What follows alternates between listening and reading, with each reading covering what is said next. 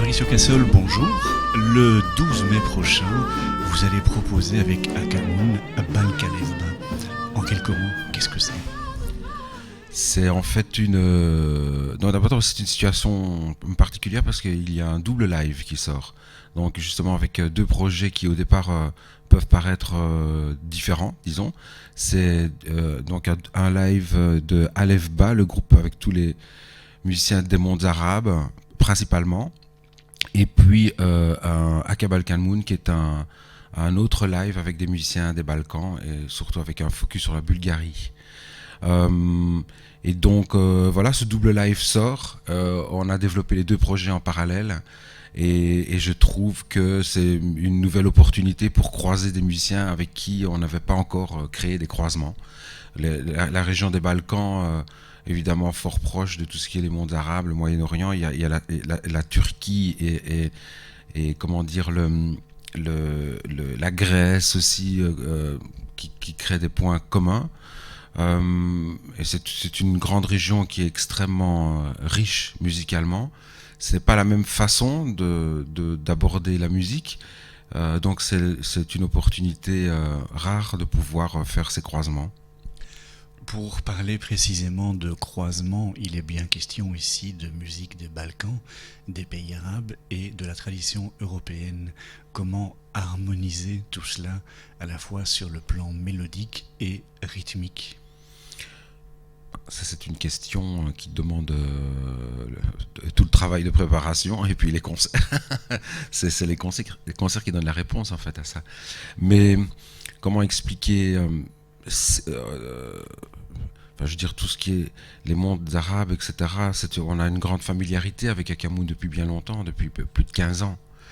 Maintenant, les choses ont viré d'une toute autre façon.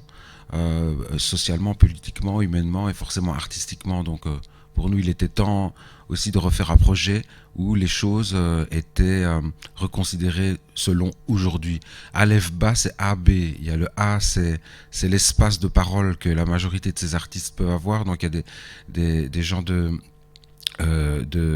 d'Égypte, de Syrie, du Liban, d'Irak, de Turquie. Mais il n'y a pas que ça aussi. Il y a des musiciens comme Magic Malik, mais normalement il n'a pas à avoir, même s'il a quand même un nom, Malik qui fait une connexion, mais lui il est plutôt de la Guadeloupe, donc c'est tout à fait autre chose. Mais il y a des gens comme Chalimberger, c'est encore, lui c'est la veine gypsy, manouche, etc., mais qui va aussi complètement dans les Balkans. Chalimberger dans les deux projets, Alefba et Akabal Kalmoun. Pour Alefba, donc le A se représente un espace d'expression que ces musiciens peuvent avoir en fonction de la réalité qu'ils vivent, et elle est très elle est très spéciale. Et le B, c'est la joie, le plaisir de manipuler, j'ai envie de dire, tous les ingrédients de la musique arabe, rythmique, etc. Donc ça fait le A et le B, c'est deux facettes. Une facette intérieure, une facette plus extérieure. En ce qui concerne Aka Balkan Moon, oui, les Balkans, c'est la fête, on pense. Plus facilement, c'est les rythmes fous. C'est une espèce de nostalgie déchirante, parfois, une nostalgie qui va vers l'avenir, en fait. Et donc, on a tous ces moods. Je me réjouis vraiment très fort de pouvoir vivre ça sur scène avec eux. Des gens comme Mustapha Saïd, avec Nedialko Nedialkov, qui a un jour de cavale incroyable. Nedialko Nedialkov a changé l'histoire du kaval. C'est peut-être le plus grand génie de cet instrument aujourd'hui. Mustapha Saïd, il a changé l'histoire du oud. Donc voilà, il y a des personnalités comme ça. Magic Malik, c'est encore un flûtiste exceptionnel. Donc c'est tous des croisements. Chalimberger, on ne le présente plus comme musicien tout-terrain, mais déchirant d'expression. Donc voilà. Il n'y a pas d'expression sans énergie. À travers tout ce que vous faites comme rencontre, il y a une énergie fabuleuse. Qu'est-ce qui motive cette énergie ? L'énergie, ça vient dans tous les sens, ça vient de tous les côtés, ça part dans tous les, ça part dans tous les sens. Il y a une énergie de toutes les personnes qui arrivent et qui sont, un peu, elles sont, la majorité des musiciens. C'est des musiciens qui ont déjà une grande histoire. C'est des gens qui ont, les musiciens invités d'Akamoun, souvent, ce sont des musiciens qui ont apporté beaucoup dans la culture de leur pays, parfois dans l'histoire de leur instrument. Ce sont souvent eux-mêmes des compositeurs, des gens qui conçoivent. Ils savent qu'ils vont rencontrer d'autres gens qui conçoivent, d'autres gens qui échangent, etc. Juste cette espèce de terre d'accueil crée une énergie. Maintenant, il y a aussi une énergie d'avoir envie de le faire. Ça, c'est encore autre chose. Cette énergie d'avoir envie de le faire, pour ma part, j'ai l'impression que je vis dans le monde. Je passe ma vie avec ma valise sur tous les continents et j'essaie de voir comment chacun perçoit, comment chacun peut renforcer l'autre, comment on peut créer, avancer.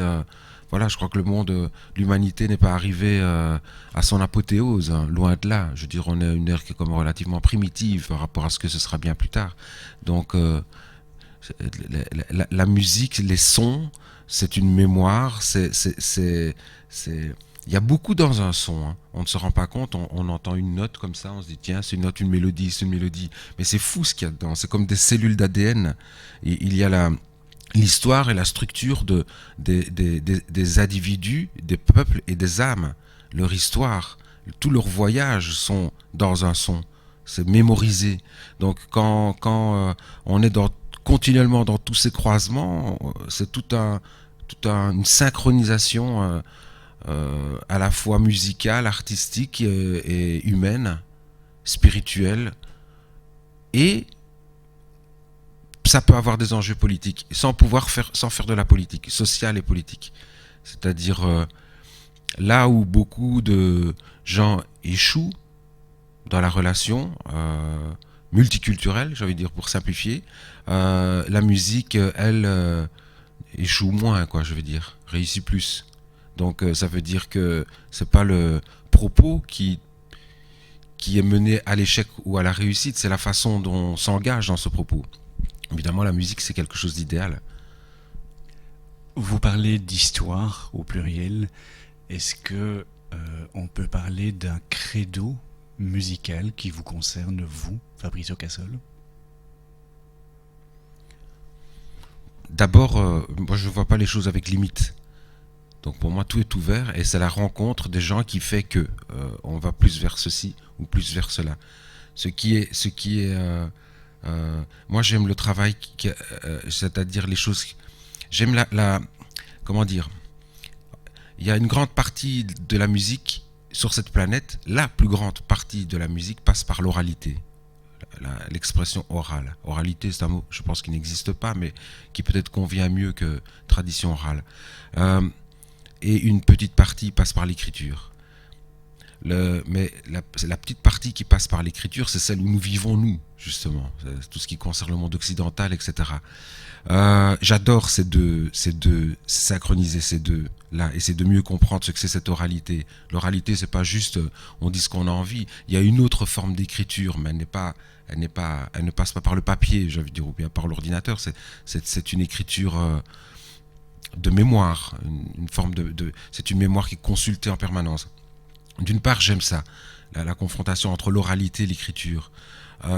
Et donc, j'aime bien comprendre l'essence de certaines choses, de voir comment ça devient une graine d'écriture et à partir de ce moment-là, ça redevient encore autre chose. J'aime quand les styles se mélangent. J'aime quand comment expliquer ça?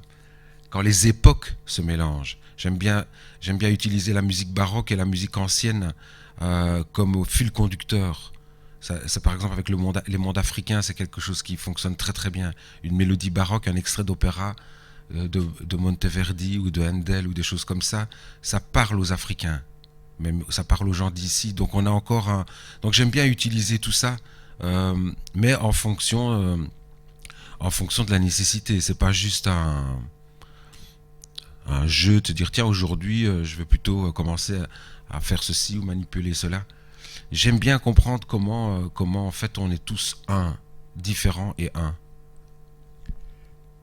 Quelle est la place qui reste au jazz, vos origines jazz, dans votre parcours actuel avec Akamoun?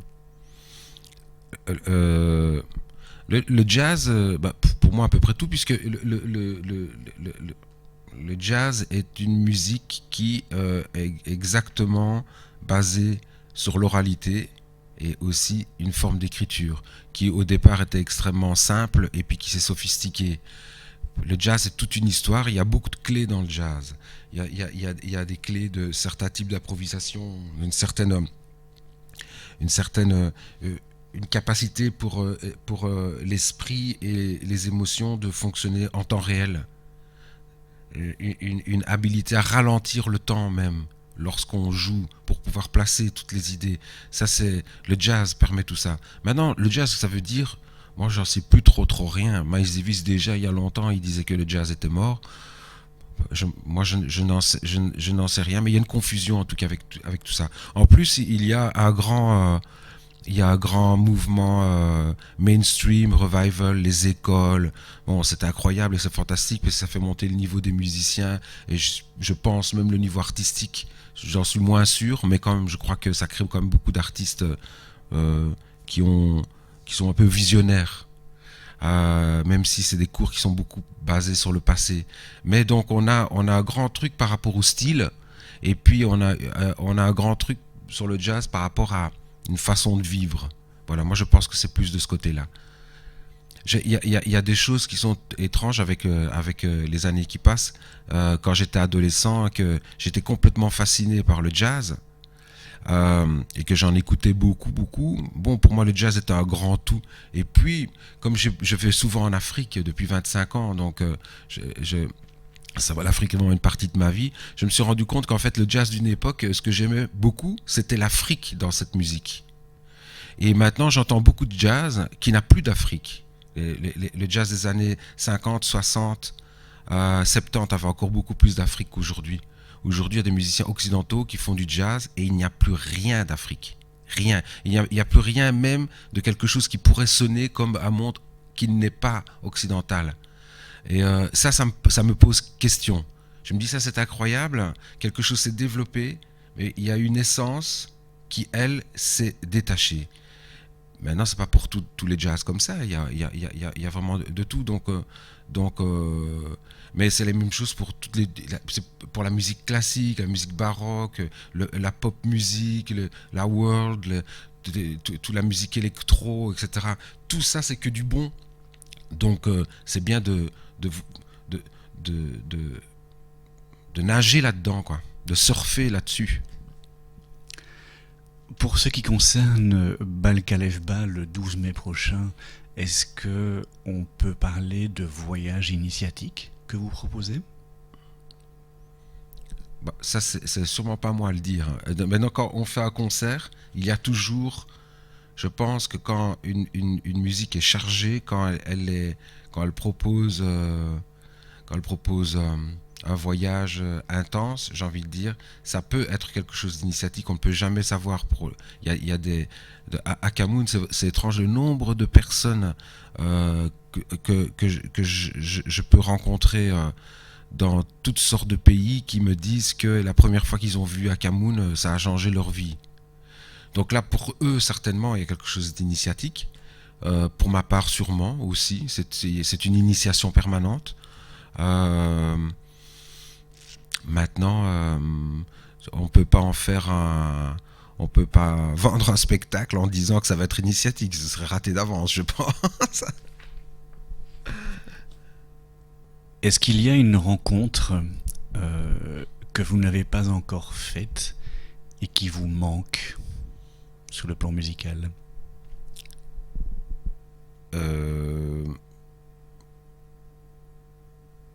C'est-à-dire, je ne pense pas trop en ces termes-là, dans le genre, est-ce que il y a des rencontres que je rêve toujours, des associations que je rêve, des amitiés qui se nourrissent d'un côté et de l'autre, et je me dis tiens, ça va être le moment. Je prends l'exemple pour le concert du Cirque Royal, du 12 mai. Par exemple, on a Nedialko Nedialkov, c'est un joueur de cavale, bon, gigantesque, c'est une flûte, Il y a quelques trous, c'est en bois. Et puis, de côté, on a Magic Malik. Et donc, on travaillait avec les deux. Et je me dis, mais le jour où ils vont se rencontrer, ces deux-là, mais qu'est-ce que ça va être? On a fait une première petite rencontre. Et bon, c'est complètement hallucinant. Et donc, là, ça va être la première grande rencontre. Ça, par exemple, c'est une chose que je rêve depuis longtemps. Et chacun est excité un peu d'aller plus loin dans ça. Ça, c'est un exemple, mais il y en a des exemples comme ça, il y en a beaucoup. Mais ça se mélange avec plein d'autres choses, oui. Pour le moment, j'ai un projet avec Coup Fatal, avec tous les musiciens congolais, un projet avec Brett Bailey et tous les Sud-Africains, les chanteurs sud-africains. Il y a le projet avec le monde arabe, avec les Balkans, avec l'Inde. Il y a toujours tout ça. Ben, par exemple, oui, je rêve parfois d'être avec les musiciens de Coup Fatal congolais, avec Akamoun et avec les chanteurs sud-africains en même temps. C'est de la folie, mais un jour ça va se faire. Je vis avec tous ces gens-là en même temps et je me dis, mais ce serait hallucinant si on arrive à le faire. Et voilà, mais il y en a toutes sortes de combinaisons. Puis il y a des musiciens qui m'attirent, où je me dis, tiens, est-ce qu'un jour ce serait possible de faire quelque chose? Parfois, je discute avec des musiciens pendant des années avant de monter sur scène et pouvoir faire. Ça prend des années. Parfois, c'est trop tôt, puis boum, c'est le bon moment.